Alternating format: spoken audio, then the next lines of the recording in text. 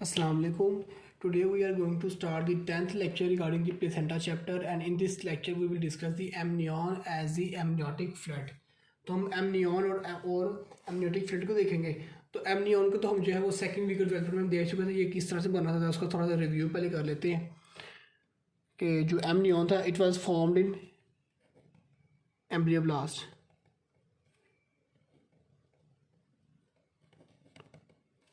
ये हमने second week of development बड़ी डिटेल में देखा था कि एम्ब्रियोब्लास्ट के अंदर जो है एक स्पेस बनती है, उसको हम एमनियन कहते हैं। वहाँ पे एमनियोजेनिक सेल्स मूव करते हैं और वो फिर जो एमनियन है वो अल्टीमेटली चेंज होता है एमनियोटिक कैविटी में।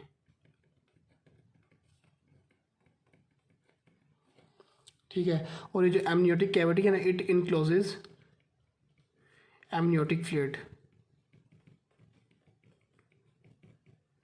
तो एमनियन और एमनियोटिक कैविटी तो हम बड़ी डिटेल में पहले डिस्कस कर चुके हैं सेकंड और थर्ड वीक के अंदर।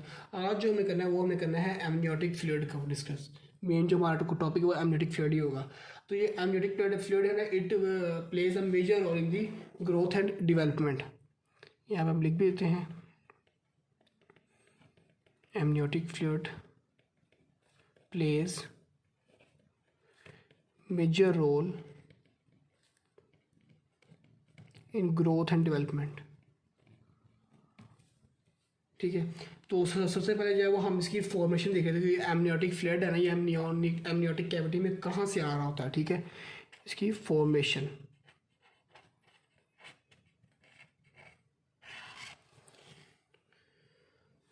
तो इनिशियली तो जो मतलब स्टार्ट जैसे जैसे शुरू में आता है तो it is form by cells of amnion. तो एमनियन के जो सेल्स है ना वो इट सेल्फ इसको बना रहे होते हैं।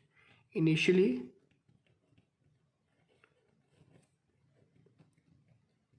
formed by cells of amnion। ठीक है, और इसके बाद जो है वो मैटरनल टिश्यू से आएगा by diffusion. Then from maternal tissues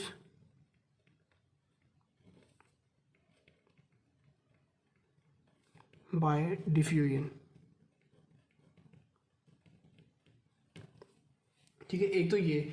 दूसरा ये कि फीटस जो है ना वो खुद भी इसको एक्सक्रीट कर रहा होगा ये एमनियोटिक फ्लूइड को। ठीक है, फीटस खुद बना रहा होगा। किस तरह से कि before the keratinization of skin, before the कैरेटिनाइजेशन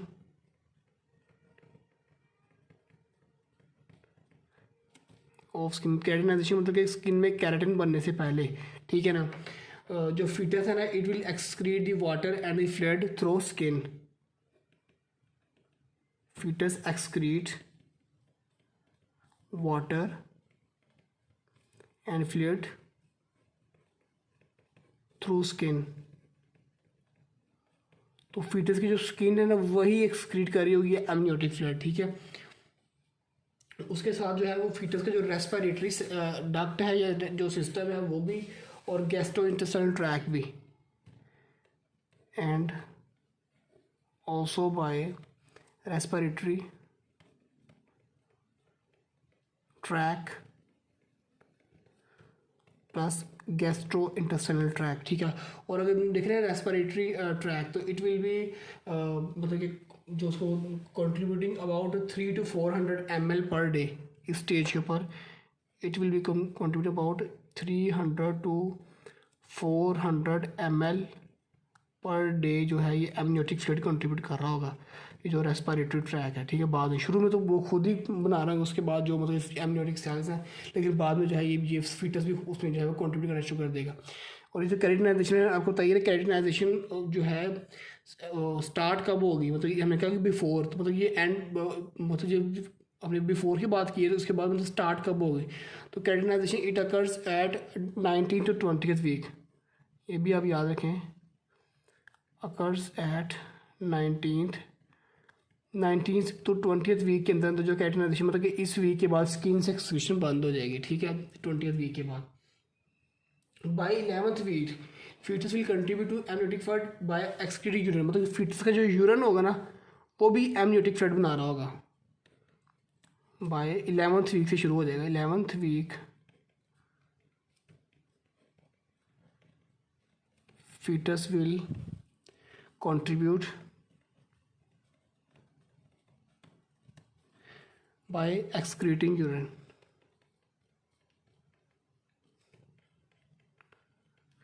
और इसकी जो amount it will be about 500 ml per day. एक दिन में 500 ml तक का वो यूरिन जो है वो फीटस एक्सक्रीट कर रहा होगा, ठीक है। तो ये तो हमने कुछ उसकी फॉर्मेशन। अब जो है हम कुछ वॉल्यूम्स भी देख लेते हैं, मतलब किस स्टेज के ऊपर हमारे पास कितना एमनियोटिक फ्लूइड होगा। Volumes of amniotic fluid.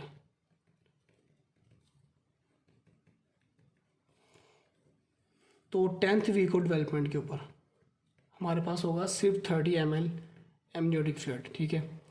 फिर 20th वीक ऑफ डेवलपमेंट के ऊपर आफ्टर 10 वीक हमारे पास ये 30 है, it will be now 350 ml, ठीक है।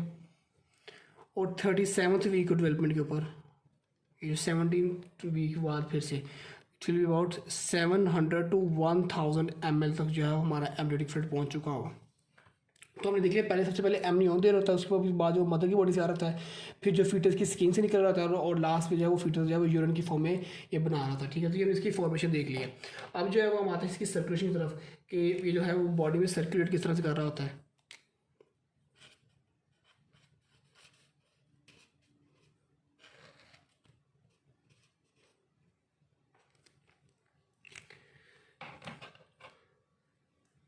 तो ये जो एमनियोटिक फ्लूइड है ना, इसका जो वाटर कंटेंट है, content changes every 3 day, every 3 day, मतलब हर 3 दिन बाद एमनियोटिक फ्लूइड का वाटर वाला कंटेंट चेंज होता है, वो नया आ जाता है, वो पुराना जो है वो चला जाता है। अब ये किस तरह से सारी सर्कुलेशन हो रही है, तो हम यहाँ पे 2 मेथड्स पढ़ लेते हैं। नंबर 1 है कि water will pass through the amniochorionic membrane, water will pass through amniochorionic membrane.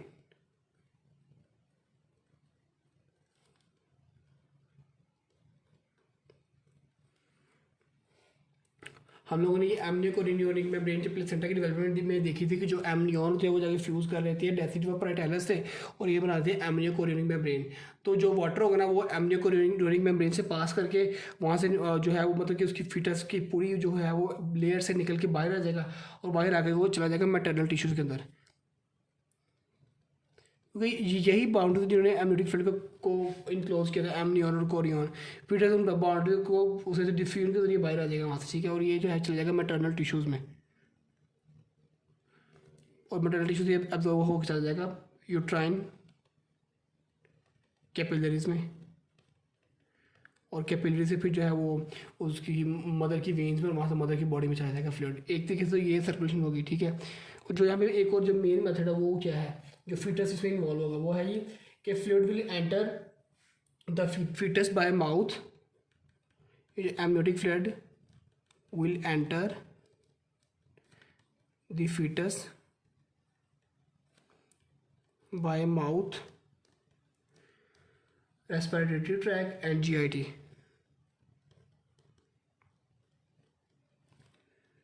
और GIT, इन तीनों तरीके से जो वो फीटस के अंदर आएगा फ्लूइड, और माउथ के जरिए जो आ रहा था ना, इट इज़ अबाउट यहाँ पे होता है 400 ml पर डे।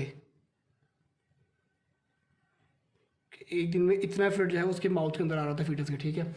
और जब ये फीटस की बॉडी के अंदर आ गया, तो यहाँ पे जो है it will be now pass to fetal blood stream, fetus की ब्लड स्ट्रीम को भेज देंगे, ब्लड स्ट्रीम, ठीक है। फीटस की ब्लड स्ट्रीम, अब जो उसकी ब्लड स्ट्रीम में जो वेस्ट प्रोडक्ट्स होंगे ना, लाइक द एक्स्ट्रा जो वाटर होगा, यहाँ जो यूरिया पड़ा हुआ है या कोई भी वेस्ट प्रोडक्ट जितनी भी है ना, वो वेस्ट प्रोडक्ट जो हैं वो अम्बलाइकल जो आर्टरीज के जरिए होते हुए जो वहाँ पे आ जाएंगी इंटरविलर स्पेसिस में, और इंटरविलर स्पेसिस से फिर they will cross the placenta, और वो जो वेन्स आ रही थी एंडोमेट्रियल वेन्स के जरिए, they will cross the placenta, they will enter the maternal blood. तो यहाँ पे क्या करेंगे, ये क्रॉस प्लेसेंटा,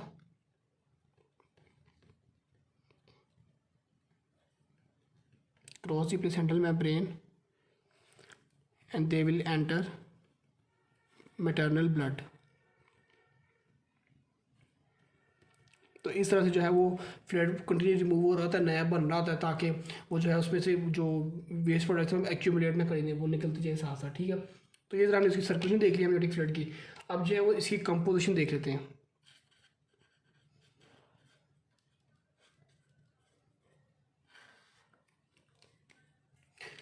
तो इसकी जो कॉम्पोजिशन है ना एमनियोटिक फ्लूइड की, it is about 50% organic and 50% inorganic. Amniotic fluid organic भी होता है और इनऑर्गेनिक भी होता है।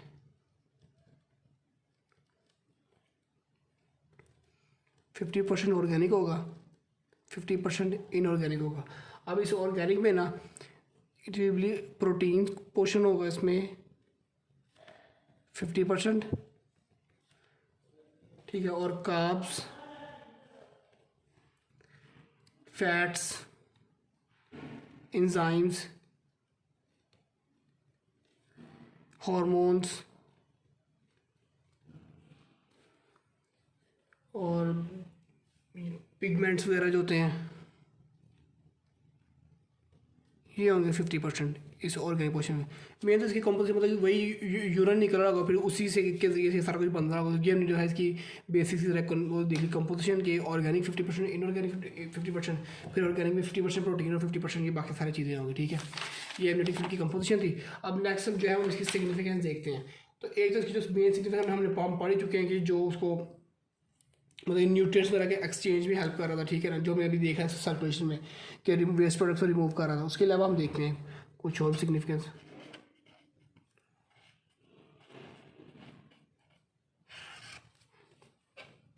तो it is a barrier to infection,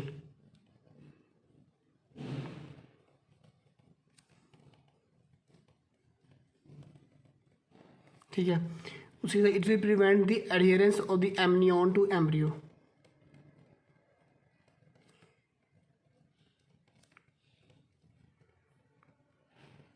adherence of amnion to embryo।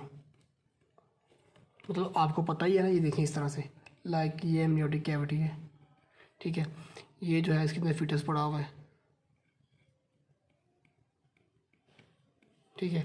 यहाँ से अम्बिलिकल कॉर्ड निकली हुई जाके तो यूट्राइन मेम्ब्रेन के साथ अटैच हो गई। तो देखें यहाँ ये सारी फेज है, this will be the amniotic fluid. देखिए एमनियोटिक फ्लूइड क्या कर रहा है, इस फीटस को इस एमनियन से सेपरेट कर रहा है, इसके दरमियान में ये एमनियोटिक फ्लूइड भरा हुआ है, तो इस तरह से उसको सेपरेट कर रहा होगा, ठीक है। इसी के साथ it will act as a cushion, act as मतलब कोई भी इंजरी अगर होती है आउटसाइड, तो ये जो है ये जो एमनियन है इट विल, ये एक क्वेश्चन हो गया कि रेजिस्टेंस होगी उस फीटस के, उसको जो है अंदर जो बेबी है उसको डैमेज ना हो, ठीक है। तो ये इसके बाद क्या है कि it will enable the fetus to move freely, enables the fetus to move freely। तो ये जो फीटल की मूवमेंट में इसको हेल्प कर रहा था। उसके बाद इसकी जो सबसे जो इसकी मेन चीज़ है, we can use it for the diagnosis of the birth defect, use for the diagnosis of birth defects. किस तरह से, लाइक कि अगर ये जो है इंक्रीज़ है इसके अंदर अल्फ़ा फीटोप्रोटीन का, मतलब एमनियोटिक फ्लूइड हमने बॉडी से निकाला है, मतलब कि उसमें हमने उसको एग्जामिन किया, उसमें अल्फ़ा फीटोप्रोटीन का लेवल ज़्यादा है। अल्फ़ा ये है प्लाज्मा प्रोटीन है, अल्फ़ा फीटोप्रोटीन, इसका लेवल अगर ज़्यादा है ना तो it will indicate the neural tube defect.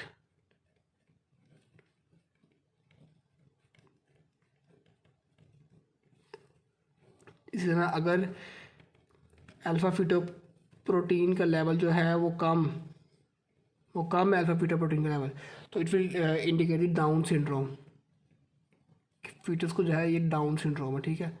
इस तरह से हम इसकी जो है वो क्लिनिकल एग्जामिनेशन कर सकते हैं। अब जो है वो कुछ इससे रिलेटेड जो है वो क्लिनिकल कंडीशंस देख लेते हैं जो कि एल के अंदर लिखी हुई क्लिनिकल, हम उन्हीं को डिस्कस करेंगे। तो एक जो पहले it is the ओलिगोहाइड्रोमिनास।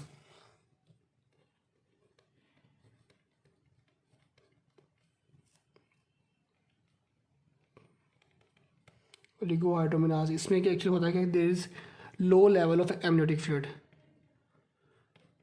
Low level of या low volume of amniotic fluid, कि बॉडी में जो एमनियोटिक फ्लूइड है उसका लेवल कम हो गया, ठीक है। तो पहले हम इसके कॉजेज़ देखेंगे क्यों कम होता है।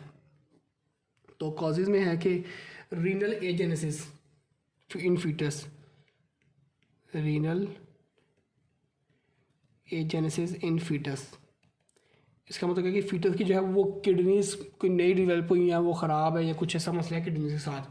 तो ये इफेक्ट ये इसकी वजह से क्यों कम हो रहा है, क्योंकि देखें ना कि फीटस की किडनी ने एक्चुअली वो यूरिन बना हुआ एक्सक्रीट होना है, और वही यूरिन जो है वो मेन कंट्रीब्यूट कर रहा था लास्ट में आफ्टर 11th हम पढ़ के आए हैं, ठीक है। तो जब वो फीटस की किडनी ख़राब हो, यूरिन बन नहीं रहा हुआ, तो खुद ब खुद जो है ये फ्लड आएगा ही नहीं, तो ये ख़त्म होना शुरू हो जाएगा, कम होना शुरू हो जाएगा, ठीक है। या फिर हम इसका एक और कॉज भी दे रहे हैं, obstruction in the urinary track. Obstruction in urinary track, कि यूरिनरी ट्रैक में कोई ऑब्स्ट्रक्शन की वजह से ये एक्सक्रीट ही नहीं हो पा रहा, तो इसलिए इसकी डेफिशिएंसी हो जाएगी, ठीक है। अब हम देखें इसके इफेक्ट्स क्या होंगे इसकी डेफिशिएंसी के।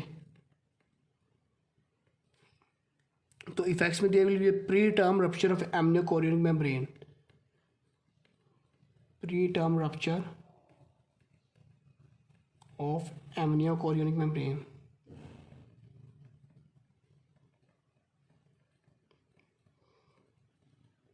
एमनियोकोरियनिक मेम्ब्रेन जो है वो पहले अपने टाइम से पहले रप्चर कर जाएगी, क्योंकि उसको जो फ्लड ही नहीं होगा, तो वो जब बगैर फ्लड के वो खुद ही रप्चर कर जाएगी। उसकी वजह से क्या होगा, बर्थ डिफेक्ट्स हो सकते हैं इसकी डेफिशिएंसी से, और फीटल की कंप्रेशन हो सकती है। मतलब पहले तो नहीं इस तरह पढ़ना पड़ता है कि क्वेश्चन के तौर पर एक्ट करा, इसकी डेफिशिएंसी हो जाएगी, तो फिर जो है वो फीटल की कहीं से भी कोई पास इंजरी होती है तो फीटल की कंप्रेशन हो सकती है इसकी डेफिशिएंसी की वजह से, ठीक है। अब हम नेक्स्ट क्लिनिकल देख रहे हैं, दैट इज़ दी पॉलीहाइड्रोमिनास।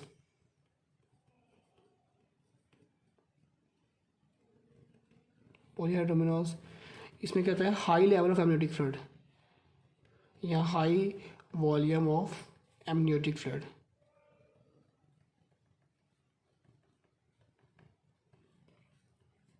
अब हम इसके भी कॉजेज देख लेते हैं पहले। तो इसका जो मेन कॉज है डेट इज़ कि जो है ना उसका जो जो ट्रैक है और इसोफेजिस के साथ जो ट्रैक है वो ऑब्स्ट्रक्टेड है, तो वो ऑब्स्ट्रक्ट हुआ होगा तो मतलब क्या होगा कि उसकी जो बॉडी में जा ही नहीं रहा होगा एमनियोटिक फ्लूइड, तो जब एमनियोटिक फ्लूइड जाएगा ही नहीं तो अल्टीमेटली वो बाहर ही पड़ा रहेगा, उसकी अमाउंट से ज़्यादा हो जाएगी, ठीक है। तो इसके जो कॉजेज में अबाउट 60% जो कॉजेज है दे आर आइडियोपैथिक, मतलब कि उनका पता ही नहीं, वजह नहीं पता चलती हमें क्या किस वजह से हुआ, ठीक है। 20% कॉजेज आर मैटरनल, कि मदर की कोई डिजीज़ है, और 20% केसेज में होता है फीटल। और ये मैंने भी आपको फीटल बताया था कि defect of CNS central nervous system का कोई डिफेक्ट है, ठीक है। और दूसरा है जी इसोफेजियल एट्रेसिया,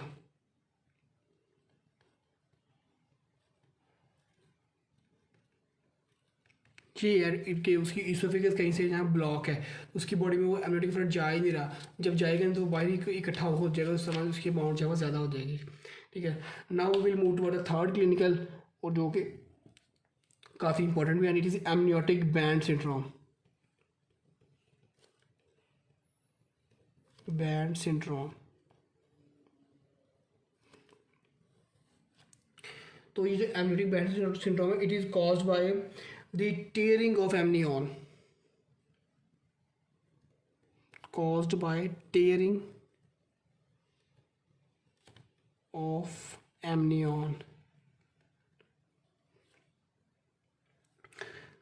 मतलब क्या है कि हमें ये एमनियन था, ठीक है।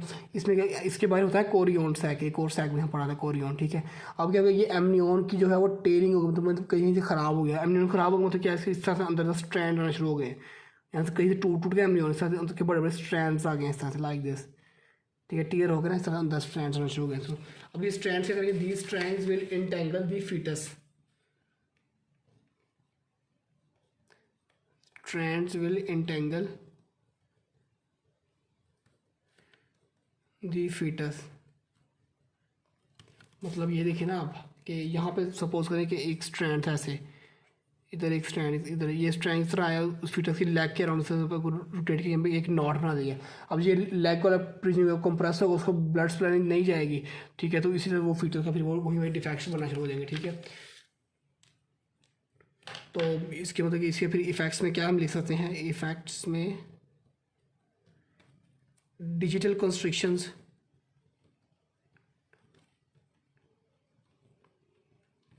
मतलब उसकी जो है वो डिजिट्स हैंड्स की या फुट की कंस्ट्रक्ट हो जाएगी, या फिर क्रेनियोफेशियल डिफेक्ट्स,